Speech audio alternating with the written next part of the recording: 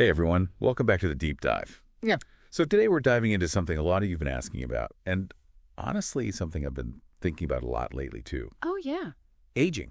Big topic. It is, and we're going to try and tackle it from a sociological perspective, using this excerpt from a sociology textbook I found. Sounds fascinating. It is. It's really interesting how it goes beyond just the, biological stuff. We're going to really get into, how different cultures view aging. Oh, yeah. Different generations even view aging. Right, like when are you officially old? Exactly. Is it a number? Is it a feeling? Like, how does that work? And you know what really got me thinking was this little anecdote that the textbook starts with about Bibi. She's a grandmother and she's cooking with her grandkids. Okay. And there's this moment where she kind of forgets something. And it just made me wonder, is this a normal part of aging or, is this something more serious? Right. Is this like a warning sign? Yeah, and it made me think about the support that older adults might need, as they get older. And it's interesting because the textbook connects this directly to the fact that, women often live longer than men. Right. But they also face financial disadvantages as they age, particularly when you look at things like Social Security. Yeah, that's a good point. It's like they're more likely to experience those later years, but the system isn't necessarily set up to support them in the same way. Exactly. And it makes me think about how we even define elderly in the first place. Right. I mean, in the U.S., the government uses age 65 for a lot of things, like Social Security, Medicare. Sure. But it's not really that straightforward, is it? No, not at all. I mean, the textbook even mentions that the World Health Organization, they suggest a lower age, like 50 to 55 for developing nations. Oh, wow. Like those in Africa. Yeah. And then you've got like AARP, starting membership at 50. But then millennials think you're old at 59 and boomers say it's 73. It's all over the place. It is. It really highlights how our concept of aging is so influenced by where we grow up when we grow up. Yeah, it's totally a social construct. It is. So there's no magic number, right? Right. But one thing is clear from the textbook. America is getting older, like rapidly. The graying of America. The graying of America. And the stats are kind of mind-blowing. Lay it on me. So the over 65 group has increased tenfold since 1900. Wow. Compared to, a much smaller increase in those under 65. Right. And this is happening because people are living longer, thanks to advancements in healthcare, and you've got the huge baby boomer generation now entering this age bracket. Right. And actually the fastest growing segment is centenarians. Oh, wow. People over 100. That's incredible. I know. Yeah. It's amazing, but it also makes you think about the resources and the support that are going to be needed. Right. Like, how do we prepare for that? As this trend continues, and speaking of the boomers, it sounds like they're going to have a big impact on how we view aging in society. They already are.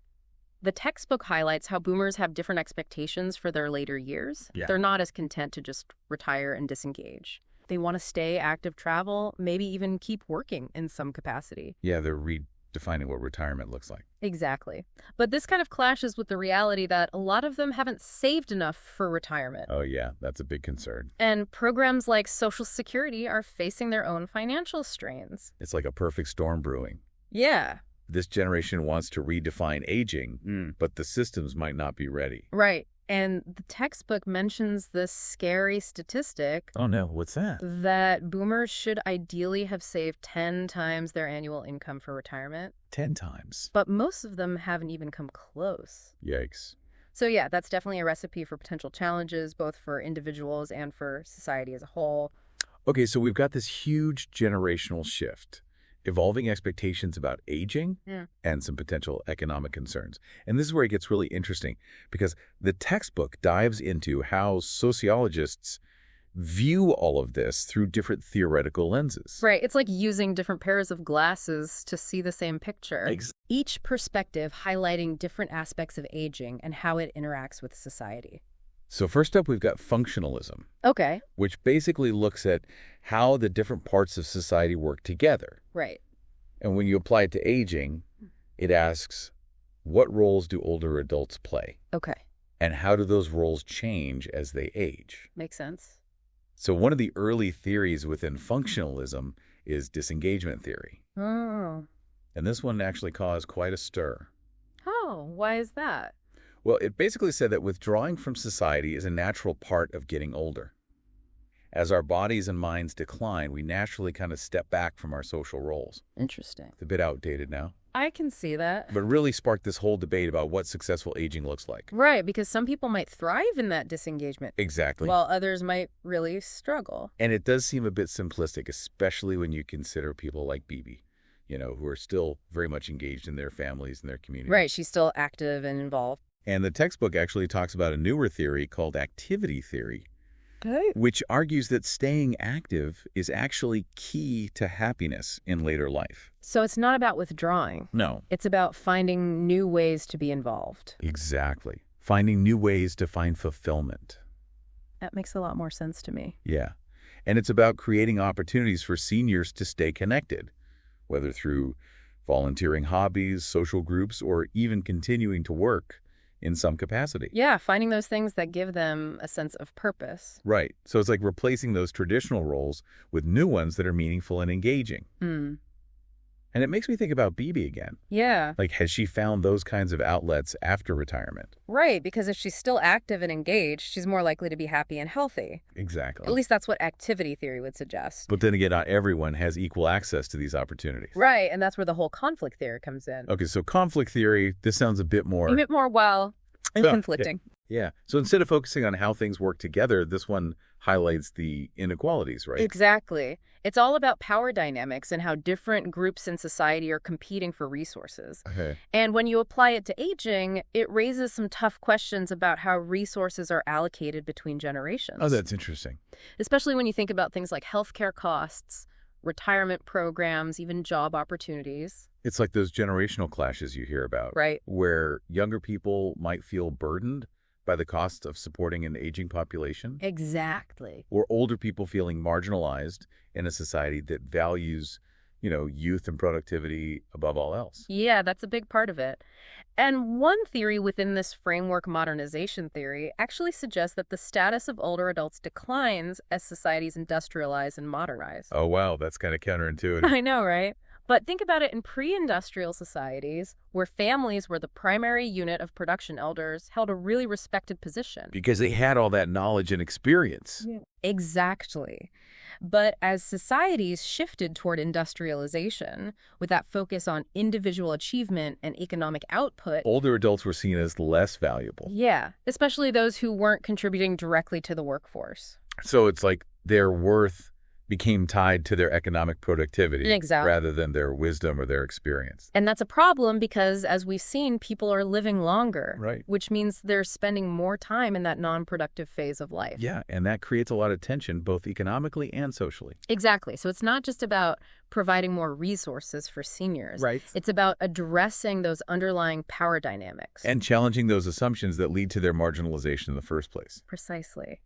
And that's where that third perspective, symbolic interactionism, can be really helpful. Okay, so this one's all about the individual. It is. How they experience aging. Exactly. And create meaning through their interactions. So instead of looking at those big picture social structures, right, it zooms in on those individual experiences. Okay.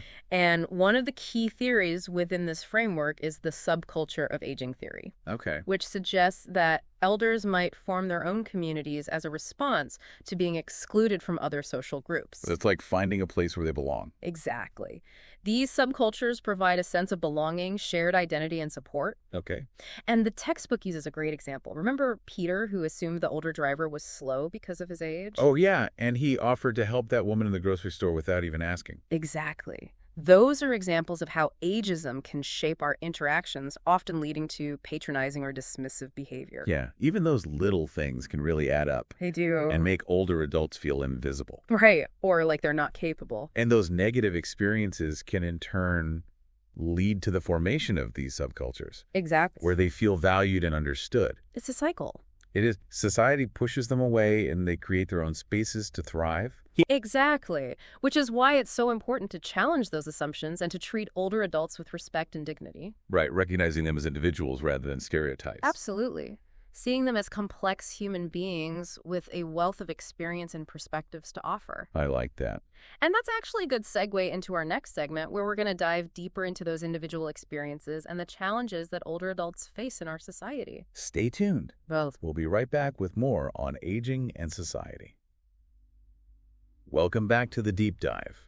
We're really getting into the thick of it now, exploring the sociology of aging. Yeah, lots to unpack. I know, right? Yeah. So we've seen how the definition of elderly is more fluid than we might think, and how the baby boomers are really about to shake things up. Right, and we've just started to explore those different sociological theories that explain aging's role in society. Yeah. From, those who see it as a harmonious process to those who highlight those power struggles. Exactly. It's not just about getting older. It's about how that whole experience is shaped by these social forces. And now the textbook takes kind of a turn, and it dives into the actual nitty-gritty of the aging process itself. Physically, mentally, socially, like the whole 9 yards. Okay, so what's actually happening to our bodies and minds as we age? Yeah, and how do those changes impact our place in society? Right, because it's not just about the biology. It's about how those biological changes are perceived and experienced within a specific social context. Exactly. And the textbook makes this distinction between primary aging, those biological things we can't really escape. Like our genetics. Yeah, and secondary aging, which is more about the choices we make in the environment we live in. Okay, so nature versus nurture. Yeah, kind of. So primary aging, that's like the wrinkles, the gray hair, the slower metabolism we all joke about. It's our bodies basically following that biological blueprint. Right, and it goes deeper than just the surface. It's happened at the cellular level, impacting, our skin's elasticity, how well our organs function. So it's happening whether we like it or not. Right, it's that baseline aging process. But secondary aging is where we have at least some control, right? Exactly. This is where those lifestyle gurus come in. While we can't stop the clock entirely, those healthy habits can make a big difference in how we age. Okay, so eat your veggies, exercise, manage stress, all that good stuff. Exactly. But the textbook also makes this really interesting point about how our perceptions of these physical changes are totally influenced by the culture we live in. Oh yeah, that makes sense. I mean, look at all the anti-aging creams and procedures out there. It's like we're at war with the natural process of aging instead of accepting it gracefully. Exactly. And this pressure to look young can be especially tough on women. Oh, totally. It's like men with gray hair are distinguished, but women are expected to chase that youthful look forever. It's a double standard for sure. And the textbook points out that these beauty standards are more about social norms than anything inherently biological. It's like society telling us how to feel about our aging bodies. Which is kind of messed up when you think about it. It is. But aging isn't just physical. What about those big life changes like retirement? Yeah. That's got to have a huge psychological impact. It is a major transition, and the textbook actually points out that the whole concept of retirement is a relatively recent invention. Oh, really? Yeah. Back in the day, people worked until they physically couldn't anymore. Wow. So this whole idea of, stopping work at a certain age, kicking back, enjoying your golden years. Yeah. That's tied to how our society has evolved. Totally. As industrialization took hold and you had these social safety nets like Social Security emerge, it became more feasible for people to stop working and have some financial support during those later years. Okay, so it was like a social and economic shift? It was. But even though it's kind of expected now, retirement can be a real mixed bag. How so? Well, some people love it. They find new hobbies, they travel, they spend time with family. Yeah. But for others, it can be a real struggle. They lose that structure and that sense of purpose they got from work. Oh, I can see that. Yeah. It's like their identity was wrapped up in their job and suddenly that's gone. Exactly. And the textbook even brings up Erikson's stages of psychosocial development. Oh, yeah. I remember learning about those. And how the final stage, old age, is all about this internal struggle between integrity and despair. Okay, break that down for me. So Erikson believed that at each stage of life, we face a specific psychological challenge. And in old age, it's about looking back on your life and making peace with it. Okay. So if you feel like you lived a good life, made good choices, you reach a sense of integrity. Yeah. But if you're filled with regrets or feel like you didn't achieve what you wanted, it can lead to despair. Wow, that's deep. So it's not just about physical decline. It's about how you process your life experiences and find meaning in them, even as you face your own mortality. Exactly.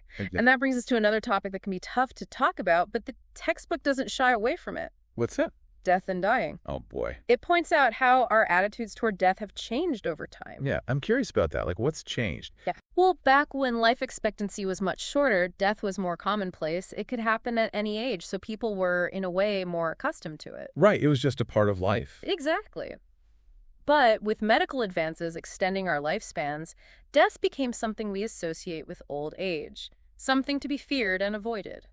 It's like we push it out of sight, out of mind. Exactly. But that doesn't mean we've become better at dealing with it. No, not necessarily. It's like we're so focused on prolonging life sometimes, even when the quality of life isn't there, Right. that we've kind of neglected the importance of dying with dignity. And the textbook even touches on the whole controversy surrounding physician-assisted suicide. Oh, yeah, that's a big one. It shows how divided we are as a society on this issue. It's like we're so uncomfortable with death that we struggle to find that balance between, extending life and respecting individual choices about how to end it. Exactly. And that's where the concept of hospice care comes in. It's evolved from just being a place to die to a more holistic approach focused on, pain management, emotional support, helping people find peace in their final days. So it's not just about the physical aspects of dying. No, it's about the whole person. There are emotional and spiritual needs as well. Exactly. And the textbook mentions that more and more hospice care is happening at home, which seems so much more peaceful than dying in a hospital. Oh, I agree. It's about allowing people to die in a familiar environment surrounded by loved ones. Exactly. But even with these shifts, death remains a challenging topic for many. We're still figuring out how to approach it both as individuals and as a society. It's a reminder that even though aging and death are these universal experiences, how we navigate them is deeply personal and influenced by our culture, our beliefs, our values. Exactly. It's not just about the biology of aging. It's about the meanings we attach to it, the social forces that shape it, and ultimately the choices we make within those constraints. Well, this part of our deep dive has been thought-provoking, to say the least. It has a lot to process. We've gone from wrinkles to retirement to these profound questions about death and dying. The whole spectrum of aging. It is, but I think it highlights the richness and the complexity of this stage of life. It's not just an endpoint. Right. It's a continuation of that journey we call life, with its own unique set of challenges and opportunities. Well said. And in our final segment, we'll circle back to those sociological theories and see how they can actually help us create a society that truly supports and values its aging population. Okay, so we're going to put those theories into action. Yeah, it's about taking what we've learned and turning it into action, creating a world where growing older isn't something to be feared, Right. but embraced as a natural and meaningful part of life's journey. Stay tuned for that final part of the deep dive. And we're back for the final part of our deep dive into aging in society. Yeah. We've covered a lot of ground, haven't we? We have. It's been quite a journey. From those shifting demographics to, the emotional and social challenges of getting older. But now I'm thinking about solutions. Okay. We've explored all these sociological theories. How can we actually use them to create a more age-inclusive society? Well, they're not just abstract ideas, Right. They're frameworks for understanding how aging works within society. Right. And then using that understanding to come up with solutions Exactly. to those real-world challenges. Okay, so let's start with functionalism. Yeah. That idea of, different parts of society working together. Right. And I'm thinking about activity theory, that staying active is key to well-being. Right. That seems really important. It is. If we believe that, then we need to design communities and programs and even, leisure activities that support that. So it's not just about having senior centers. No. It's about creating opportunities for seniors to be meaningfully engaged. Right. Think about, volunteering, mentoring, lifelong learning programs, even flexible work arrangements for those who want to stay employed longer. It's about recognizing that older adults have so much to offer, They do. and we need to tap into that potential. Exactly. And it's not just about keeping them busy. It's about fostering that sense of purpose and belonging. They're not just recipients of care. They're active contributors to society. And what about continuity theory? That idea that people want to maintain consistency in their lives as they age. Oh, that's a good one. It reminds us to support those existing interests and preferences, rather than expecting older adults to completely change their lifestyles. Right. If someone's always loved gardening, Yeah. let's find ways to make that accessible, even with, physical limitations. Maybe it's raised garden beds or community gardens or adaptive tools. It's about recognizing their individuality and honoring what brings them joy. Exactly. And that connects really well with symbolic interactionism, Okay. which reminds us that aging is a personal journey. It's shaped by those individual perceptions and interactions. Okay. And the subculture of aging theory really stood out to me. Ah. That idea that older adults might form their own communities. Right. Especially if they feel excluded or marginalized by mainstream society. And those communities can be so powerful. They provide that sense of belonging, shared identity, and support. Right. Think about groups for LGBTQ elders or veterans or artists or even those with shared hobbies like hiking or book clubs. Exactly. It's not about lumping all seniors together. Right. It's about understanding their diverse interests and needs and creating those spaces where those specificities are celebrated. It's about creating spaces where they feel seen and heard and valued. Exactly. And this is particularly important when you consider the negative impacts of ageism. Right, like those assumptions Peter made about the older driver and the woman in the grocery store. Even those seemingly small things can chip away at a person's sense of self-worth. It's true, and it makes you realize how pervasive ageism really is. It is, even in those subtle forms. That's where conflict theory comes in. Right. It forces us to confront those power imbalances and challenge the systemic factors that disadvantage older adults. Exactly like modernization theory, Right. As societies prioritize youth and productivity, the status of older adults declines. Yeah, and age stratification theory reinforces this, highlighting those inequalities that they face in access to resources and opportunities. It's a reminder that we can't just focus on individual solutions. No, we need to address those systemic issues head on. So that means advocating for policies that ensure equal treatment, protecting their rights, and tackling issues like elder abuse. Which often goes unreported and unaddressed. It's about creating a culture where aging is seen as a natural part of life. Exactly, not something to be feared or dismissed. It's about valuing their contributions, respecting their experiences, and honoring their wisdom. And it's not just about what we do for older adults, Right. It's about what we can learn from them. They have so much to offer. They do a wealth of knowledge, perspective, lived experiences that can enrich our lives and help us build a better future. This deep dive has really been a journey. It has, hasn't it? We've gone from defining elderly to dissecting these complex sociological theories to grappling with these, profound questions about life and death and everything in between. And it's made me realize that aging is so much more than just a biological process. It is. It's a social phenomena, a personal journey, and a reflection of our values as a society. Absolutely. And it's a topic that deserves our attention, our empathy, and our action. So I guess the question is, what kind of world do we want to create for ourselves as we age and for those who come after us? Yeah, that's the question we all need to be asking. Well, that's a great takeaway. Thanks for joining us on this deep dive into aging in society. We'll see you next time.